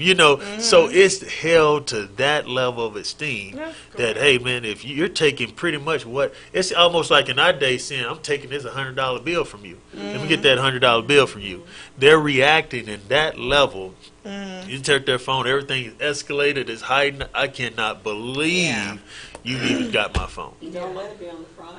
On a Friday? In other words, you just snatched my heart out of my chest when you took my If phone. a phone's taken up in the schools, most districts have a policy that the phone is kept overnight. Oh, wow. So if the phone's taken up on a Friday, you can't receive your phone until Monday. Right. And they just die. Oh, yeah. Really? You gonna send me home We just because I'm tell finna act up. Yeah. We just tell them, turn it off and put it in their backpacks. Because they have rules. They have rules you have to follow. Disrupt the environment the educational environment, they have a right to take something that's called. It's in the policy. It's in the policy. It's in the handbook policy. Even though they don't pay for it, you get it back. But yeah, you get it the back. fact is, if you want your phone, keep it, put it away. Yeah. Unless your teacher says you can use your phone. Right. If they say you can't use the phone, don't pull it out. If you want to keep Right. it, don't pull it out. Yeah. And some teachers use it. They're kind of creative. So that's the answers They have these BYOD, bring your own device. Right. And they got a red light, yellow light, green light. So when they have a Velcro strap where if it's green, they'll have it on there. And you're using your phones and your device, whatever it is, as a part of the instruction. Yeah, if it's part of a lesson, that's Right. okay. And Yeah. I even see some schools, when you talk That's about okay. the youth, and some schools don't let students have phones in the hallways, or earbuds in. They don't let them listen to music in the hallways. We let our kids do it. And once they get in the classroom, if the teacher says put it away, you need to put it away. Yeah. But we don't bother the students if they're in the hallway. And when you don't enforce something, they're better about not doing it. And half of them don't even walk around on their phones or Right. earbuds in because they can. Right. But when you say don't do it, Oh yeah. here we go. Right. Yeah. And so you have a bigger problem. Yeah. So you just, with the social media, just leave it alone. Don't say anything. And they'll stop doing it. So Yeah. it's not a big deal. Yeah, it's not. And It's so, not. but here's the backdrop of that. The defiance starts, just like she said earlier, everything happens from home.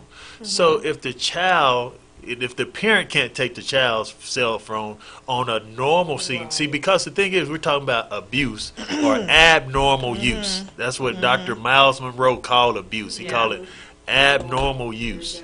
And so if you're 2 in the morning on your phone, and you're supposed to be asleep as a teenager for the next day, and no one can get your phone, so suddenly you go into the, wait a minute, you're not my mom, your mom and dad can get your phone. You stayed up, booed up, cotton candy, 2 a.m.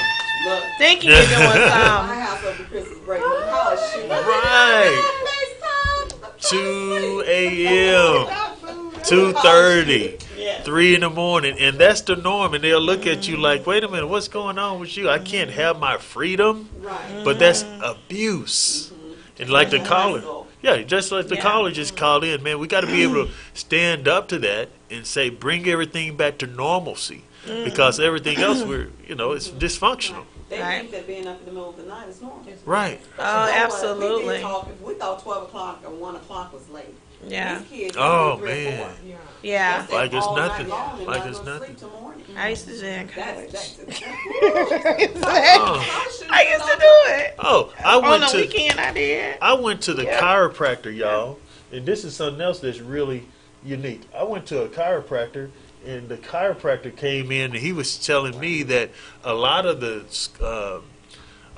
people had a L7. Their L7 was, I guess their back was thrown off with these kids because they were all hunched over, leaning over, looking at their phones. Their mechanics were off. Oh. So they had to go back and get a line. I'm like, wait a minute, Yep. alignments usually happen for Yep. people who are older. But what are these teenagers going in getting a line Yep. for? Because Yep. that's a Because growing, because they're all because you scrunched are over, overlooking. looking at your phone for hours I and kid you hours not, and yeah. hours, and so you gotta. You got teenagers going in getting a line Yeah. or getting adjusted, and I'm like, Yeah. you used to only hear that in the elderly, but because their mechanics are so bad, their posture's poor on all of that. And you're so absolutely right. I'm sure other districts have people, businesses, and things coming in. We have chiropractors that come in, give you a massage and all this great stuff, and they'll do an appointment with you. Okay. And a couple of our coworkers went down there, and the same thing you said, need some alignment with their, like in their neck and back and all that. Right. The same thing they were saying. Suffering back pain. Because it's using because you're looking down like this, and so what happens over a period of time, your spinal cord start growing over, being dysfunctional, the structure of it and everything, and they have to go in and they readjust it. Wow. Not just only children, but right, but you expect adults that too. over adults over time. Yeah. So you expect that natural occurrence, but for kids, that's all mechanics. Oh there. yeah, that's bad. Yeah. So, but we understand that Times have changed and everything, but that's just a good indication of that, because what happens there, they was talking about their blood flow is checked, and then they start getting more drowsy, but the only thing that stimulates them is what stimulates them, that social media and the gamings that goes on in that. Well, I tell you what, we I did see have some of these people comments. who put some comments. Denise Edwards Kirby. Okay. She stated that this is a This is a excellent good point. one. Denise, let me put it. Okay. This is an excellent point. She All right, said- what's up, Denise? Denise says social media is a tool Okay. similar to a gun. The harm is a byproduct of the user, Not the product. I like that. I like that. The harm is what? the byproduct of the user, not Oh. the product. So I can go get a gun. There's nothing wrong with the gun, but it's how It's I how you the use gun. it. Wow, So that's social good. media is just Same like that. thing. It's not that anything's wrong with social media. It's how you. It's how you it. use it. I Absolutely. think you hit it on the nail. Yeah. The Yes. tool should be granted to one has been properly trained on the intended uses and unintended effects of its use. Oh, that's good. That's That's good. good. That Good. goes back. Great point, Denise. That goes back to what are we doing? Are we monitoring our children, the youth, or are we monitoring ourselves? Because I'm telling you, Right. we talk about students. A lot of us as adults, we're doing some outrageous stuff. I'm just saying. Right. I'm just saying. We're grown, but sometimes we do some outrageous stuff. Think about what you see on some people's feeds. Oh, we just talked Oh about that on the my break. gosh. Oh my On the gosh. break. Feeds. Woo! You think about things about their relationships on Facebook. They put everything about what's going on with a friend. If you're not talking to a friend, people shouldn't do this, cussing people out. You know, you see that just stuff. saw out that We there. was just talking about that on on my the page. break. Yes. Those aren't kids. Every day. That's just Those grown are up, grown adults. up, but they're still acting like young people. Yeah. Yeah. But that happens too. Adults, 30, 40, 50, putting things on Facebook or Twitter or doing all those things and putting all their business out there. Right. People breaking up, putting their business all out on social media. Really? Somebody being a side piece. Yeah. And what was it? I see a lot. Oh of, my gosh. A lot of fights between It's crazy. what girls who mad at the baby's father, and she done told it to the world on Facebook. Or what he video ain't recorded. doing, Me and baby dad. the baby, yeah, what he ain't doing, and all this The carrying on. recording Oh, my and stuff of it. goodness. Isn't that Really? crazy? For the world, and that comes with that. Oh my dysfunctionality we gosh. talked about earlier. You know, Right. like I'm not knocking Housewives of Atlanta. There's some things, you know.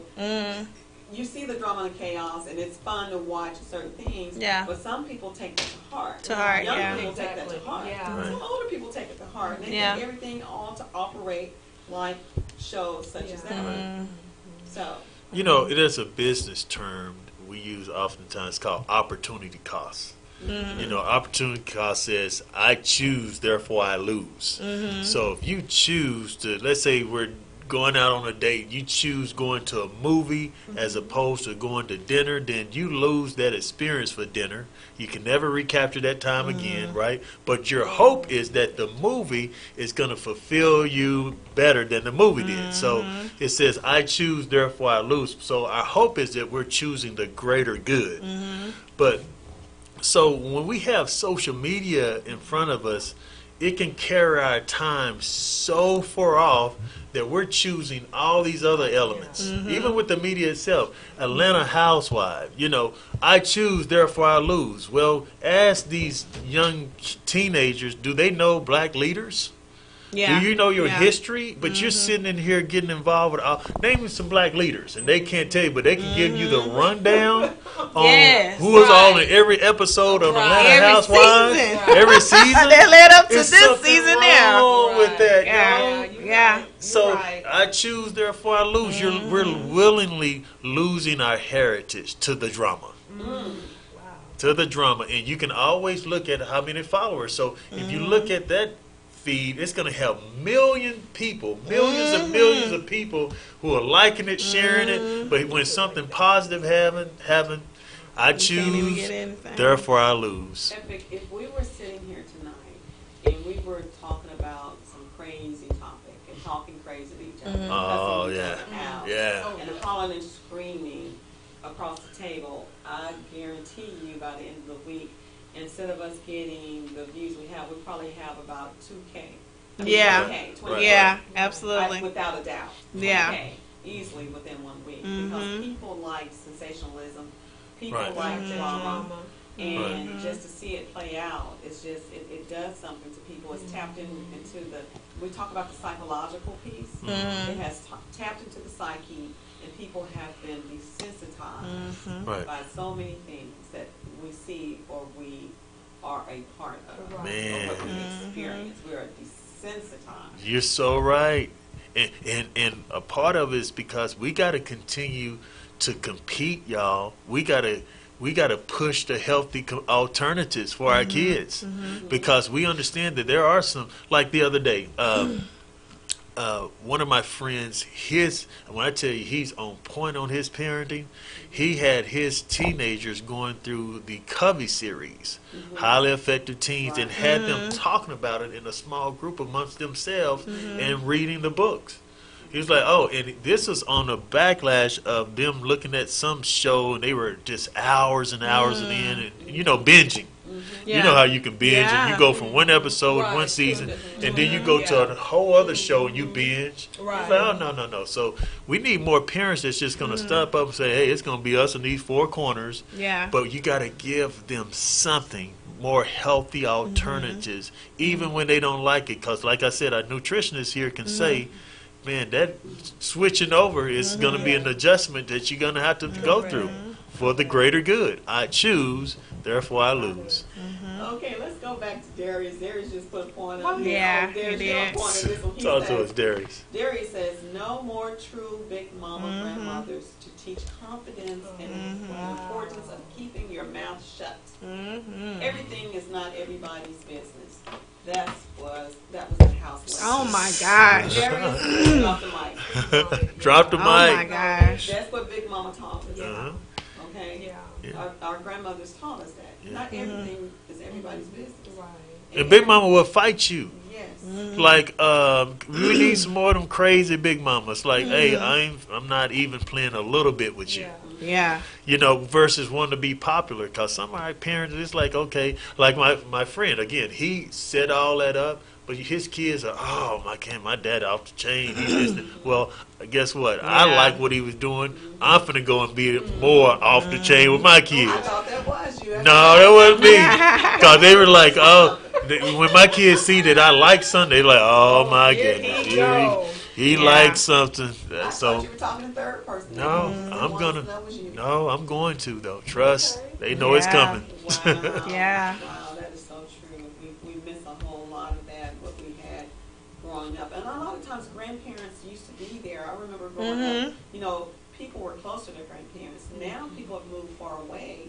People are in other states, people are in other countries. Yeah. And grandchildren aren't growing up with grandparents anymore because parents are living in different places. So it's a disconnect for the family.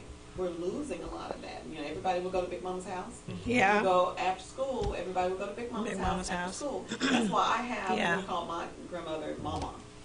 That's why I have such a close affinity with my cousins. My cousins, a lot of my cousins are like my brothers and sisters because they came by the house every day. We were all there. Right. Every day after school, you go to your grandmother's house. Right. Your mother, father, they'll come pick you up. But you went to your grandmother's. And that's when we've lost a lot of things with grandmothers and grandpas not teaching the children the things. Yeah. The grandchildren. I agree. And I can remember growing up every weekend, cousins. Yes. I'm over grandma's house with cousins, uncles, everybody be over there. Yeah. But now we've lost that. Yeah. So social media has gotten so we don't talk on the phone with people anymore. Sometimes I'll call and fuss at my sister. I said, I live here. I guess I'm just old school because I like the contact. We talk about contact too, personal contact with people. Right. I think I'm old school that I like to hear a voice. Right. Every once in a Absolutely. while. I don't want you to text me. I had a cousin one time. She texted something that somebody died in the family. I just went ape on her. I love her. I went, hey, why did you do that? I'm old school. Don't you do that? I don't want to hear about a person in the family passing, and I have to see it on social media. Pick up the phone and call me. That's my mode of communication. That's my generation. Right. Don't do that. That's insensitive to me. But other people just text, such and such died. It's like, what? Yeah. Yeah. And it's just like nothing. It's like, such and such died?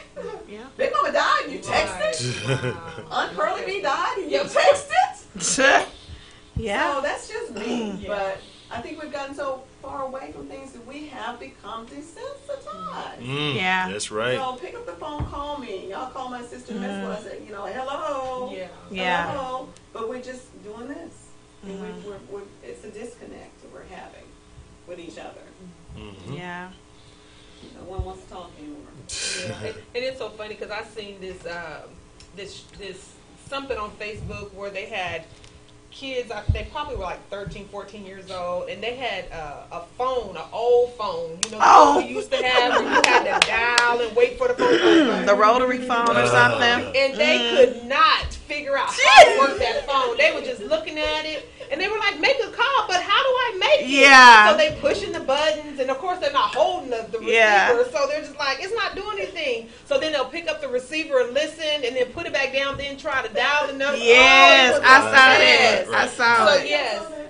That was So funny. that conversation that we used to have, and Oh now my we use gosh. the phone, to text everything, and you lose a lot of stuff in translation in your text. You do. Your tone that you may have in that text, and may be perceived not what I was trying to convey to you, and then you done took it all wrong, and now it's upside down, and now we have a situation. Look, and I'm going to be honest. I had a friend. I have a friend. I don't even hardly talk to her anymore because she just got to the point she just texts me, and I'm just like, forget it. Yeah. And I used to call her, and we used to talk on the phone almost every day. Yeah. And then we started texting, and I'm like, I don't even bother to text Yeah. anymore. And I love her dearly, but it's just like, because it's so informal. Pick up the phone every once in a while. And when I do something, and I'll call family members sometimes, and I'll say, hey, I'm just calling because I want to hear your voice. There you go. There That's you go. good. That's good. I still do that too. Yeah. And you know what? I gotta do better on that I too, don't know because why. when I say I gotta do better, it's because I'm almost of a mentality of I believe in purging. Like if you got contacts in your phone or people who on your Facebook feed and they're shooting out stuff that's totally contrary to, block them, delete them, whatever you got to do. Unfriend. Yes. So I That's believe in that's that what purging, it's but about, too. sometimes, Yeah. me in terms of ministry and all that, I got to be watched. So You it's have two to be sides of it. careful. You have Because to I be can't just careful. do away with people. I can't have a Right. mentality of, no, you don't share the same as me. Let me discard you. Not in what I believe in profession of my faith. But at the same time, I'm not just finna, I really take those contacts that even that you have on there. If they're always one way where you're calling them or they're in your phone and there's no movement, why are they in your phone? Why they're That's true, too. taking up storage bytes, So how do y'all do that? Do y'all go through purging? Should you purge your Facebook? Let's talk about that. We're out here. Well, for me, it depends on who it is. Yeah. I have a cousin. She puts things on her Facebook, and she told me one. I said, "What happened? You defriended me?" She's like, "I did because I know who you're associated with, and I know I was putting content on my Facebook page, and I just don't want your people looking at it." Oh, that's good. Well, that was nice That's of her. good. About you, she said that's why I did that. Yeah, that's nice of her. And I used to think about it more, but now I'm at the mindset of if I'm on someone's on my Facebook as a friend and they have some content on their page, I don't even think about it anymore. My thing is, if you're looking at their stuff and you're trying to judge me, shame on you. That's Right. not me. That's Right. them. Right. Right. They put their things on there. So if you're gonna go and look at their stuff, you're the one that has the problem. I don't, because Right. I didn't do it. They're doing it. Some people may say, well, that's who you're associating with, but just because I have a different view from someone doesn't necessarily mean that I have to cut them out my world. Right. completely. Right. See. I could find find something wrong with everybody and not communicate with anybody. Right. So if I went through everybody's Facebook page and saw something, there's something I don't like, I could cut a lot of people out. Now, if it's something vulgar, something sexual in nature, like something sexual in nature, things like that, no, that's my limit. Yeah. But if it's like some profane words, they have something, I don't care. You're an adult. You're going to cuss, you cuss. That's your business. That's not me. Yeah. Because I have thousands of Facebook friends. What do y'all think?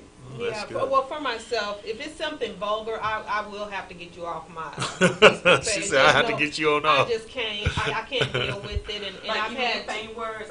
No, profane words, not so much. I'm talking really explicit stuff that, you know, I wouldn't want nobody seeing, oh my God, what's on her, you know, no. And I've had to delete, you know, family members, you know, from stuff that I've seen, 3 to be exact.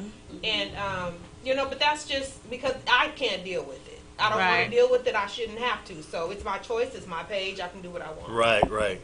And, you know, and that's what I'm saying. It's two sides of it because some people feel like we as a people have a responsibility to, as our page, like I said, our page kind of is a marketing tool, right? And so we got a responsibility to kind of, let's say all these fights. We don't want our youth fighting, but man, look how many likes and how many videos are being. It's crazy. You know, and so, but how is it? It's being it's growing and being.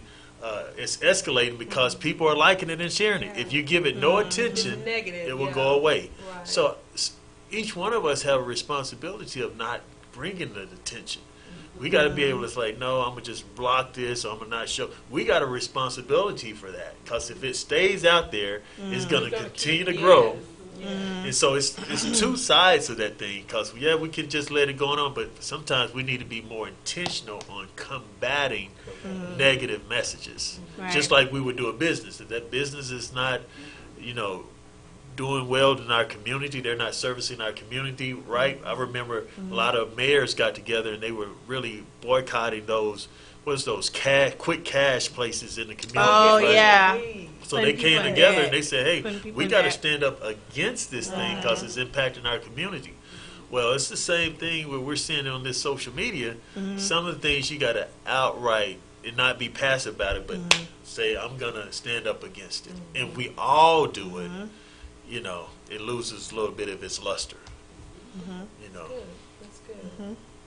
So what about you? What about you? Do you do it on your phone? Do you purge your contacts?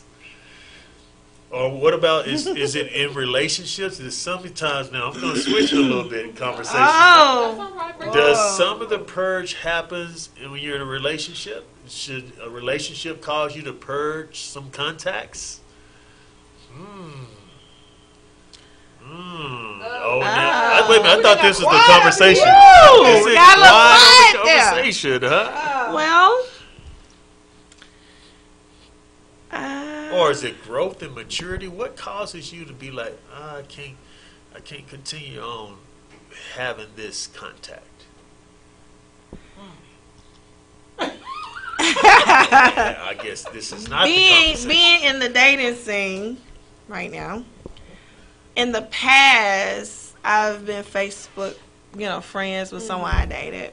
But once I'm done with them, it's over. When it's over, when the relationship is over, then I'm gonna block you. Okay. At this point. So you blocked everyone you're done with? You don't reclassify them? You know what? One guy I did because we were really good friends. We were really, really good friends. And we dated. And, you know, when you're younger and you have friends that are being engaged and being married, you want to go ahead and get that done. And I guess as women, we want to go ahead and move at a fast pace. This was in my 20s. And as I gotten older, I know better now. However, I just stopped communicating with the person because person dragging their feet, they taking too long, they got too much to play. And maybe about a year or two ago, I unblocked, and we're just still good friends, which I've seen him a couple of times watching the show and kind of following what I'm doing. And I'm okay with that. You know, after a year or two or, you know, a few years, I'm okay with that because it wasn't anything that happened that was really bad. And I'm okay with that. And with another one too. It's just mutual. Mine didn't work out because timing wasn't right. And that was it. And I'm okay with that. But anybody else, you know. If it ended bad, they block. Yeah. Okay. Okay. I really haven't had anyone that where it just ended super crazy bad. It's like I was telling y'all before when we were talking about dating and everything at one of our shows, it was always either the timing wasn't right or don't want kids or don't want to be married. So that's not bad. That's just a mutual understanding of what it was. So it's not like blocked. But I did have a guy, just Facebook friends, health and wellness, and he was just so belligerent about everything. And he was this, I know everything and you're wrong and this is what I said and this is what I studied because I got all this. And he was so belligerent, I just had to unfollow him. I did not want to see it because he was always getting into it with people. And I asked the question, you know, have you thought about saying this to them or that to them? I'm too. He's like, and he was real nice to me. But Shonda, you know, I try, but I can't, and I'm this age. He was really nice to me about it. But he was always getting into it with people on Facebook. And I'm like, I don't want to see this. Right. Unfollow.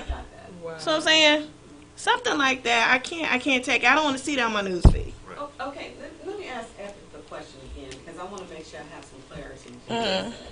Now, you said, have we ever felt... Okay, so you're in purging. We were talking about purging. Should you purge? Because in purging, it's easy to purge your non-associates. Right. That's the first level of purging. But then we're talking about purging those people who were in your contacts, and you had a personal relationship with them. Is there a time and a season which you purge, or should you just outright purge that person as a contact?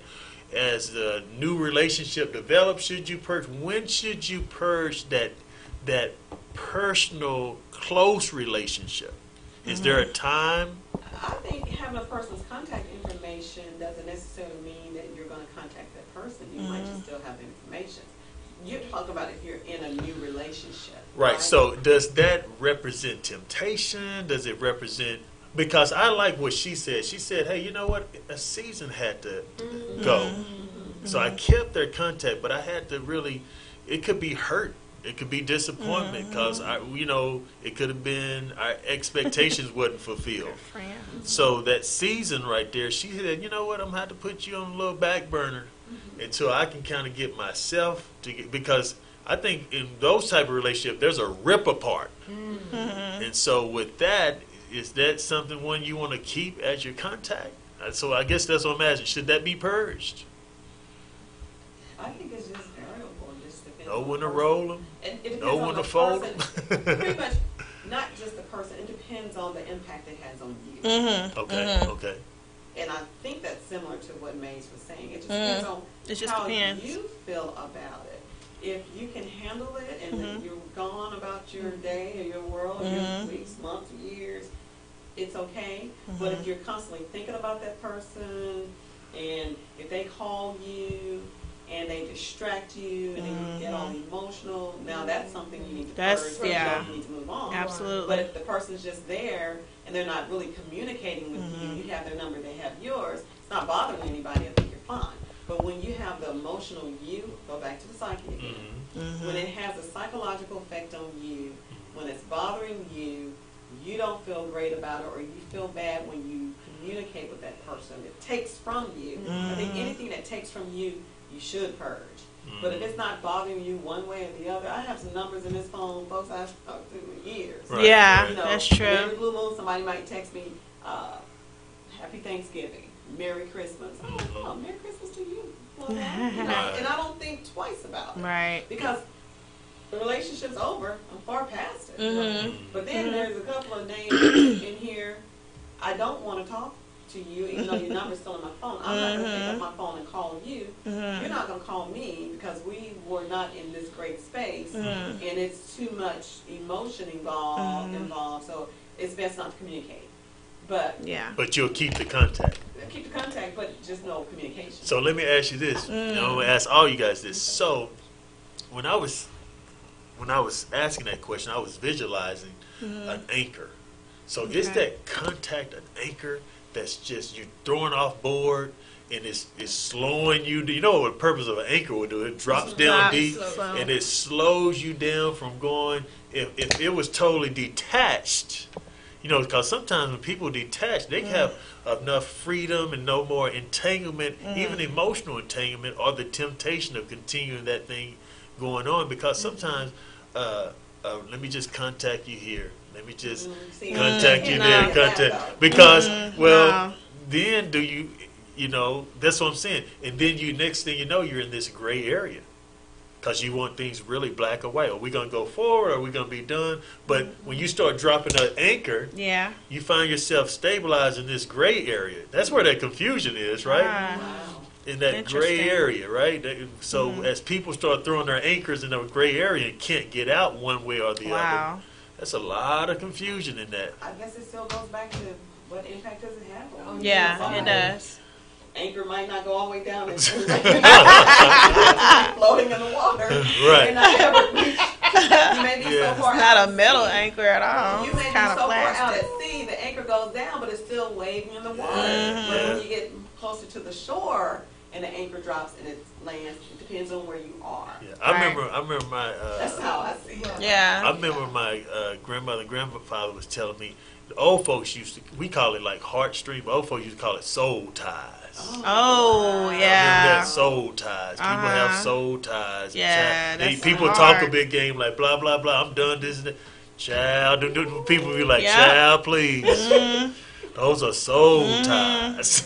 You know. Can't even get away from that. Can't even hardly get away. And so from you it. throw these anchors and you stay in the gray, knowing that you need to be moving on. Right. That's because you're not out of shore, out away from the shore. Your emotions are still there.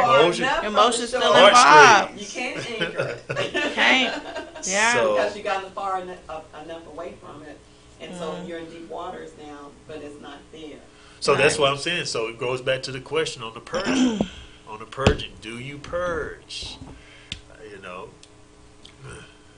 And I say I say yes. Like you said, if it's not doing you any good and it's not benefiting your life, especially having them in your life, then there's nothing wrong with that. Right. Because you can clean out that box anytime. Right. Yeah. Right. Yeah. And for me, I think the numbers there, it doesn't phase me one way or another. They can contact me, but I'm not going to contact them. Right, right. To them. Regardless of what I do, they can do you block? Right. Or do you block? Do you block? Okay. You know, I looked at this interesting. now, folks. We're going to get a little heavy tonight, conversation. We got about 8 minutes to get heavy. All right, 8 minutes. Okay. So here come the heaviness. Purge. Purge sometimes can be viewed as an acronym. Purge. P-U-R-G-E. Purge. So when you go through these difficult times, you need, first of all, purification. So you're going to have to get, the P stands for purification. U is unification. So first you got to purify your heart, your mind, your soul. Get united back with God. Unification. Let Him restore you. Restoration. So that you can now grow. Right. You know. So P-U-R-G-E. Purification, unification, restoration, growth. Now you're ready for something else. That's edification. Whoa. Once you're able to like edify, I like that. now you're ready to edify yourself. First, you're edifying yourself, and you're able to speak well on others. You know that anchor is up now. That anchor is up. And you can go on about your business. That's when you can make sure I can call this person with free spirit and be, hey, what's going on with you? I remember when, cool, you meant it for evil. God meant it for good. Purge. So you even pick up the phone and call them. I say no. Oh, yeah. And or you just let your light shine. Because when God grow you and edify you, when he or she going to see your light. Exactly. Oh, absolutely. Let your light shine. Going about your business. If it's meant to be, it'll happen. If it's not, Purge. That was good. Wow. All right. So Pastor Epic. What's your? You say 2, let it go, right? I say 2. Let I it said go. I said purge, because again, just like that acronym represent, things will slow you down from your destiny. You know, we say don't let yesterday bleed over into your what? Your present and contaminate your future. Okay, you say purge. So, as far as the number is concerned, but my question to you, you won't contact them, but do you block so they can't contact you? Yeah, I think you see. Okay, That's the question. It's not necessarily. I know what you're saying. I'm not saying what we can do. Right. What do we prevent them from doing? So I might choose not to call someone, but do I choose for them not to call me? So the question I'm that's asking good. you is purge, you don't contact whatever, but do you still allow them to be able to contact you? Because if you do, that's good. That's a good question. I'm going back to Maze now. If you do, I guess you haven't really fully purged. Right. You do away with it for good. For good, right? So, Absolutely. And it's hard to purge. What's the answer? Now I'm going to ask. Ladies, let's get back in here. So that's good. I'm glad y'all asked it. So, but ladies, I want to hear from y'all though. What do y'all think on that? Because I have a. Okay, y'all want me to respond first? Okay, let me respond first. Yeah, I believe this. I believe with the purging, then, that just kind of like you said, there's really no halfway purge, right? So you have to take dominion over your own space, your own time, because when you were in it, didn't you give it your all? That's true. Oh, man. When you were in it, didn't occupy your time, your space, your emotion, your feeling? It did, right? And so now that you're out of it, it should no longer have that effect. So you get back your life. And you purify yourself from that toxin, because what happened is when the movement didn't circulate, when the blood didn't flow, you kind of develop toxins, right? So you got to purify yourself. There's got to be some flow, some movement going on. But that's why people don't like stagnant relationships. Because it's like, wait a minute, where are we going here? What are we doing? What are we doing? So if there's no flow, there's no go. That's my answer. No flow, no go. I like that one. I like that. Stagnant. Detox, purification. No Stagnant flow, relationships. no Because you got to go. purify yourself from that. How about that, Maze? Well, How about that, Maze? I would say this. From my own personal experience, once I'm done, I'm done. There's no going back. She put the nail in the coffin. But your number is left there because I put don't answer in the name. If you call, I'm not going to pick up. Because I don't want to not have that number in there. And you call and I pick up. But it goes back to what Dr. Simone said. You can block them. I'm in just dating right now. I'm single, I'm dating. But again, once I'm done, I'm done. When I get married, all that's going anyway. It's all going. It's out the door. That's the end of that. That's the end of that. That's a whole nother level. Here's why this is so complicated, y'all. But I can still do it now because at one point I stopped dating. I stopped dating because I wanted to focus on me, what I needed to do. In my goal setting event, I talked about mental, spiritual, and psychological detoxing. I talked about cognitive dissonance. I've talked about grit. I talked about a lot of different things. And that's like purging yourself of old relationships, the way you think about yourself, how people see you, just a whole bunch of different things. And I took a whole year out from just dating. That's good stuff, lady. To gain my divine feminine energy to work on me, my soul, and everything, and where I need to go, and my assignment, and where I need to go for God. Right. And that's what I did. And when I did that, I had to make sure I had to let go of any guy that I still like. I had to detox that relationship. That's that purification we were talking about. You have to detoxify all of that.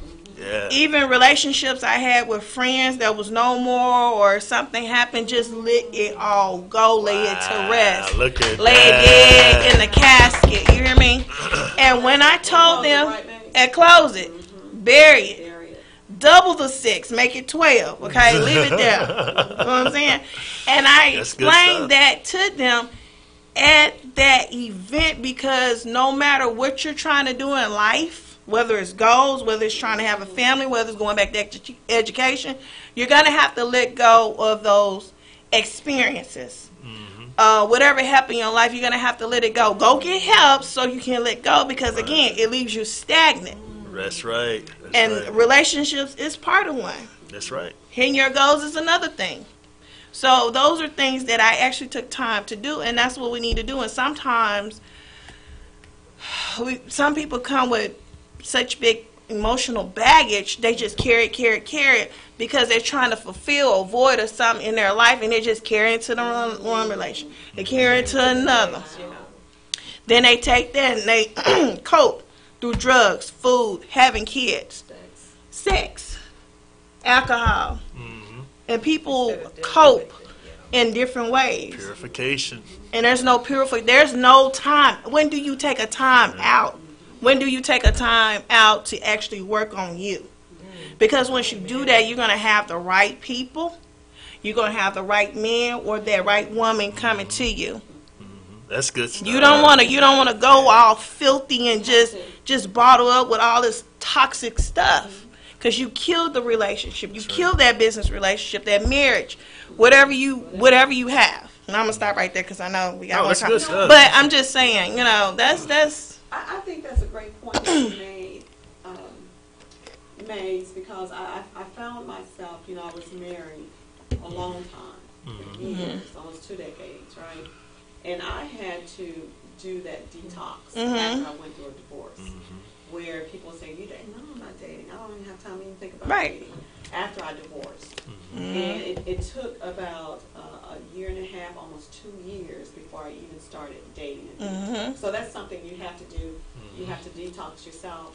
Absolutely. And get to the right place. Because a lot of times people, especially people who've been married, what they do is they come out of their marriage and they instantly go and find someone else so that they can have it as a distraction to help them get over something. But you don't. I don't think you use distractions to get over something. I think that you have to get over something from within. That is so good. That way, I think it's better than trying to have something to distract. Right. Yep. If you really, really want to do that and just be in prayer and meditation and just be in the spirit and then go for it. That's golden. You have to be okay with being by yourself to work on. You have to be okay with that. Work on you first. And not worry about everybody else. Exactly. You can be alone, but you don't have to necessarily be alone. That's good. Absolutely. Wow, that's good. We seem like we kind of hit the home run in the last 10 minutes of the show, y'all. Last 10 minutes of the show, we had a grand slam. So, no, that's really good. I mean, we talked about the impact of social media, but, that's when we it seems like we got off topic, but what we did here, we basically demonstrated what round table talking wisdom looks like. Right. That you can't necessarily find on social media. That's right. So that's why in this room today there was development, and I hope there was some ears and someone was helped. Because when iron sharpens iron, and when people start talking about from the heart what their experiences are and share from that perspective, you can learn so much from that. So, impact of social media. We discussed the uses of social media, and as we concluded with purge. Purge being like May said, the detoxing, the purification, the detox yourself. Like Dr. Simone said, hey, you can't just detox to go on into something else that's going to make you toxic, that's going to contaminate you. But you got to get by yourself and unite with your innermost being, and then let God restore you. That's right. So that you can grow. And that not only grow, because the Bible says, and when you are converted, then strengthen your brethren. So you can then edify and pass that wisdom on, but you usually can't pass them on just on social media. No. Go get somebody. Yeah. Well, ladies, go get another woman and say, hey, this is how I did this thing. I've heard Cousin Maze right here sharing how she did it, and we're like, wow, that's good. So go get somebody. Men, go get someone. You didn't just make it. God, by the grace of God, you made it. And so go back, and it may be some tension. We know there's some tension between male, and female, but go get somebody and share your story. Yeah. Yeah. Amen. What a great topic on tonight, guys. Us coming together at the table. OB, we missed you. OB. He's busy. He's busy. But you are missed. You are missed in this place. And we hope that some of this that was said today will help someone in their relationships, help someone on social media, on their, because you have two types of this fictitious relationship or social media that you think is so real. Yeah. But then we hope that it help you in both your personal and professional life, because that's really the meaning of the conversation and the mission of our show is that we want to make an impact in our personal lives. We want to make an impact in our community. So I just thank you guys for listening in, and we sure appreciate you tuning in to The Conversation. The conversation. All right. Thank you guys for listening in for it. Thank you. Woo! All right. Awesome. Y'all were on it tonight. Y'all was on it last